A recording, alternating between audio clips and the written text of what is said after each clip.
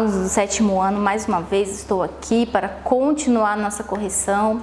Espero que vocês estejam fazendo realmente esse exercício. A responsabilidade é de vocês praticar esse entendimento. E eu peço que vocês não esqueçam de colocar nas páginas aí, que é a página 51 e 52, a data de hoje, que é dia 29/4, aula de ciências, dia 29/4, correção, ok? Para que a gente possa registrar isso depois. Não esqueçam, isso é importante, tá? Então agora abram o livro de vocês, como a gente vem fazendo. Se vocês estiverem errado, não tem problema, passe a borracha e coloque a resposta certa. Vamos lá. Página 51. 1. Explique a diferença entre camuflagem e mimetismo. Então, camuflagem, gente, os seres vivos têm características que os confundem com o ambiente onde estão. Então, não sei se vocês já viram aquele do palito lá, que é aquele gafanhotozinho que fica no... A gente nem consegue ver, a gente está passando por uma trilha, aí tá ali no tronco da árvore, aí você não consegue ver. Isso daí é camuflagem, né? Com o tempo, né, aquela espécie adquiriu aquilo para ela se esconder do predador. Então, quando ela tenta se... Por que no exército é de verde ali? Por quê? Porque nas guerras lá a pessoa fica escondido na mata. Então, aquilo ali é uma camuflagem também, utilizada. Assim, os animais também fazem. O mimetismo já é diferente. Eles usam as características de um animal e imitam para enganar que ele é perigoso. No caso, tem as falsas corais, que elas... Porque tem as originais, né? Originais não, as verdadeiras. Então, essas verdadeiras, elas têm um potencial de veneno muito grande. Então, as falsas corais foram e tentaram, né, evoluir e colocar as mesmas cores lá com o tempo, né? Então, essas falsas corais, elas têm esse mimetismo para enganar os predadores de que ela é perigosa. Então, essa é uma estratégia de sobrevivência. Então, tem a diferença. Uma é para enganar... Tudo é para enganar o predador, tá? Aqui, os dois é para enganar o predador. Só que tem uma diferença. A camuflagem, ela se camufla de acordo com aquele ambiente. Já o mimetismo, ela quer ameaçar outro para se defender, dizendo que ela é perigosa. Então, mimetismo é isso. 2. Página 51 também. Leia o texto e responda as questões. No rumo das aves migratórias. Esse texto está aí no livro de vocês também, que vocês já leram e já responderam, né? Então, vamos lá. A. Trace no mapa uma seta que corresponda à migração das espécies no sentido do hemisfério norte para as áreas do hemisfério sul citadas no texto. Então, temos aqui os nossos hemisférios e a gente vai lá e pega o lápis de vocês, a caneta e marca do hemisfério até ali, né? No texto fala que elas vêm lá do Canadá, lá para São Paulo. Então, isso tudo é quando o inverno chega e ela precisa de se reproduzir, se alimentar, ela vai procurar um clima mais ameno para ela. B. Quais as vantagens da migração para a sobrevivência das espécies citadas no texto? Como eu acabei de falar, com a migração as espécies podem encontrar alimento, abrigo e também se reproduzir. Então, quando tem o inverno, quando a temperatura cai muito, é difícil o acesso ao alimento, é difícil a reprodução e o abrigo. Então, elas andam quilômetros, né? Do hemisfério para outro é muito longe, mas elas fazem isso para sobreviver. Nós, seres humanos, também temos estratégias para enfrentar determinadas condições. Isso acontece porque, ao evaporar, o suor refresca nosso corpo. Nos dias gelados de inverno, é comum que nossos pelos fiquem eriçados. Sobre esse tema, escreva V para as afirmações verdadeiras e F para as falsas e corrija as falsas. Vamos lá. O eriçamento dos pelos aumenta a camada de ar próxima da superfície da pele? Sim, com isso ele vai evitar a perda de calor, né? A pessoa já está no ambiente frio. Quando ele faz isso, acaba que você ameniza, né? Evita que saia o calor do seu corpo. B. Os pelos eriçados fazem com que o corpo perca mais calor. Falso, a intenção já é diferente, é evitar que você perca calor. Se você está num ambiente frio, então, né, o pelo vai ficar eriçado para que você não perca esse calor, para manter a sua temperatura corporal. Então a resposta correta: os pelos eriçados se tornam uma estratégia para que o corpo perca menos calor. C. O ar retido junto aos pelos diminui a perda de calor para o ambiente e o suor auxilia a diminuir a temperatura. Verdadeiro. D. A liberação de suor e o eriçamento de pelos são estratégias para a manutenção da temperatura corporal. Verdadeiro também. E. A presença de gordura embaixo da pele não interfere na manutenção da temperatura. Falso, né? Lembra aí dos ursos polares, né? Que tem essa gordura abaixo da pele. Também é um isolamento térmico, também ajuda aí no caso para ele não sentir frio e ele conseguir sobreviver.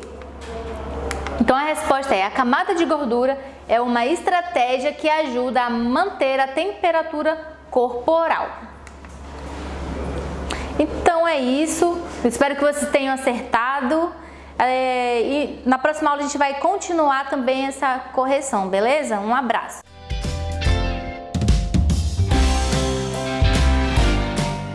Olá, sétimo ano, tudo bom com vocês? Saudade, hein? Sou professora Gisneide, professora de História e hoje, 29/4/2020, vamos seguindo aí sobre as características, né? Eu falei para vocês na última aula sobre aí a questão das reformas religiosas, né? O que aconteceu aí em relação às reformas religiosas? Bom, observe aí no slide de vocês, na página 58 a 62, a gente vai ver aí o que a gente viu na última aula. Vamos relembrar aí. Ó, precursores da reforma. Né? Vimos aí que a reforma protestante ela se estabeleceu por quê? Por Martinho Lutero, né? Que em 1517 Lutero afixou 95 teses na porta da igreja do Castelo de Wittenberg e nessas preposições fazia duras críticas à igreja. Então eu falei para vocês aí, mas foi assim, essas críticas falei para vocês que as críticas foram aceitas por alguns, né, e por outros não. Então a gente vai ver aí o que aconteceu ao longo desse período aí, certo? Olha só. E a reforma, né, de Lutero, ela teve apoio de grande parte dos príncipes nobres e dos magistrados, certo? Uma vez que eles também lutavam contra o domínio da igreja. Mas essa luta que eles tinham não era simples assim, tipo, nós vamos ajudar, né, o Lutero contra as questões da igreja. Mas o que eles queriam? Obviamente, se eles tirassem a igreja do poder, eles estavam centrados ali e eles poderiam o quê? Se colocar no lugar da igreja e aí começar um novo governo, uma nova ordem, não é verdade? Em 1520, olha só, né, o que aconteceu? O Papa, ele estabeleceu o quê? Uma bula condenatória contra Lutero, forçando sua retratação e ameaçando com excomungação, né, retirando ele aí da igreja. Lutero queimou a bula em praça pública. Olha só que rebeldia. Durante seu exílio, Lutero fez a primeira tradução da Bíblia latina para o alemão, com o objetivo de torná-la acessível. Então, durante o período em que Lutero ele ficou afastado da igreja, o que aconteceu? Ele começou a reformular outras características, né, se juntando com outros líderes protestantes aí. Então, olha só. Como é que se deu essa expansão da reforma? Eu falei para vocês que não foi um processo pequeno, né? Apenas no período romano, nesse período aí greco-romano. Foi o quê? Reforma na França, na Suíça, na Inglaterra. Essa reforma, ou seja, essa política entre igrejas, né, e protestantes, ela ocorreu em um longo período e em vários locais, certo? Tem duas imagens aí para vocês que é o templo, né, de Paris, e também aí o retrato de João Calvino, que foi outro líder protestante também. E aí, seguindo, né, como atividade, vai ficar as páginas 54 e 55 do livro de História. A gente vai seguir com essa reforma protestante sobre as características na nossa próxima aula, ok? Então, até a próxima!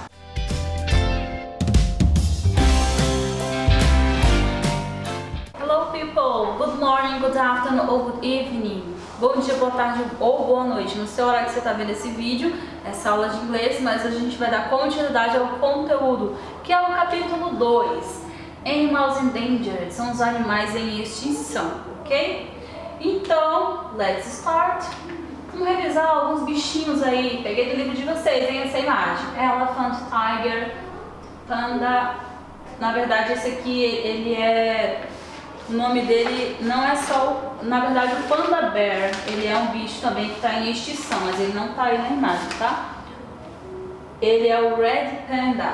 Aí tem esse polar bear, que também está em extinção, gorilla, lion tamarin, leopard, e esse dog, que na verdade é o African Wild Dog. Ele é um cachorro africano selvagem, tá? Vamos lá, mais bichinhos. Blue macaw, jaguar, giant armadillo, blue whale, vulture, marine turtle, sea lion e tree kangaroo. Nem todos esses aqui estão em extinção. Lembrando que essa aqui é a página 18, foi feito um exercício, ok? Os que estavam em extinção aí que vocês fizeram, vocês marcaram. Mas como é só uma atividade para revisar o nome desses bichinhos, eu trouxe a imagem deles, sem marcação nenhuma, tá? Então, a gente vai lá para a página 26, que diz o seguinte: você vai olhar para essa imagem do livro, parece é uma ave, né? Uma ave bem estranha que possivelmente não temos no Brasil. Mas, primeira vez que eu vejo uma imagem dessa ave. O que você vai fazer? Você vai olhar para essa imagem aqui para poder tentar fazer predições. O que são predições? É você olhar para o texto e você tentar imaginar do que ele vai falar. Olhou para a ave? Então vamos lá, vamos ver, vou conforme o que eu acho aqui. True ou false? Letra A. This bird lives in Egypt. Ele vive no Egito. It is extinct. Ele está extinto? Extinct. Ele não existe mais, será? Essa ave, this bird can be found in Brazil, pode ser encontrada no Brasil. Então vocês vão marcar conforme o que vocês pensam, tá bom? Só para a gente saber se vocês vão conseguir acertar ou não, tá? Então olha só, depois de marcar isso aqui, verdadeiro ou falso, a gente tem a parte do texto propriamente dito, que seria esse texto dessa árvore aí, called ibis. Então vamos ouvir um áudio sobre esse texto, acompanhe a leitura no seu livro e as palavras grifadas de vermelho vai ter a tradução aqui para ficar mais fácil, ok? Então assim, antes de ler o texto, a gente vai dar uma olhadinha, ó. Esse depict aqui, ele significa que vai representar. Essa palavrinha aqui, por meio de hieroglifo. Tem o wild, que é selvagens. Marshes aqui, ó, que é pântano, ou grasslands, que são os prados. Aí tem nests, que são ninho, e roll out, rolar, no caso está no passado, né, que eles rolam, na verdade presente que eles rolam, e grounds, que são os solos. Então, sabendo dessas aqui, que são um pouquinho mais difíceis, tem também essa daqui, que é uma sigla, tá, que significa União Internacional para a Conservação da Natureza e dos Recursos Naturais. Tudo isso, ok? Então vamos lá. Acompanhe a leitura aí. The ancient Egyptians used to depict this bird in their hieroglyphic writing, but it no longer lives in Egypt. Population. Morocco is home to 95% of the truly wild colonies of the ibis, where populations are increasing and now number over 500 birds. Syria also has a small and declining population with only 5 mature birds. Parts of North Africa and the Middle East are visited by these migrating birds. Turkey also has a healthy semi-wild population of reintroduced birds, numbering 91 in 2006. However, the use of pesticides on the marshes and the grasslands where it lives is reducing the numbers. Part of the ibis decline is due to natural causes. Its nest is high above the ground and its eggs are so round that some of them roll out of the nest and break. However, disturbance of nesting sites and feeding grounds is a more significant factor. Então, pessoal, esse texto ele fala um pouco sobre essa ave. E ele conta onde que essa ave vive, por que ela está correndo um risco de extinção. Ela ainda não está extinta, ainda existe alguns. Ele fala aqui um número, né, de quantos existem ainda dessa espécie. E ele diz por que se tornou extinto também. Então, são características específicas do texto aqui que vocês acompanharam na leitura, né, com o áudio que vocês ouviram. E eu acredito que vocês tenham entendido assim bastante coisa, tá? Não vou fazer aqui um trabalho de interpretação, de palavrinha por palavrinha. Eu vou até o ponto. Normalmente eu faço em sala, um pouquinho mais demorado. E a gente, para ser mais objetivo, vamos lá ao que interessa. Lembra que eu falei para vocês que o exercício 1 era para marcar true ou false? Então, agora a gente vai corrigir. Na página 27, a gente vai ter, coloca lá, dia 29, tá bom? Só pra gente saber que a gente fez nesse dia aqui. Página 27, a gente tem correct the false sentence from exercise 1. Então, se você fez, voltamos lá no exercício 1, você marcou false para B, C e D, digo para você que você acertou. Se você errou, não tem problema, você ainda não tinha lido o texto. Lembra que era um trabalhinho de predição? Você estava querendo adivinhar o que o texto ia trazer para você? Então, não tem problema se você errou. Então já fica sabendo aí que A, B, C e D era false. A única verdadeira é a E, ou seja, eu vou ter que corrigir da A até a D. Então vamos lá, letra A diz o seguinte: This bird lives in Egypt. E aí, mora no Egito? It no longer lives in Egypt. Então já pode escrever essa daí. Letra B diz o seguinte: It is extinct. Ele está extinto?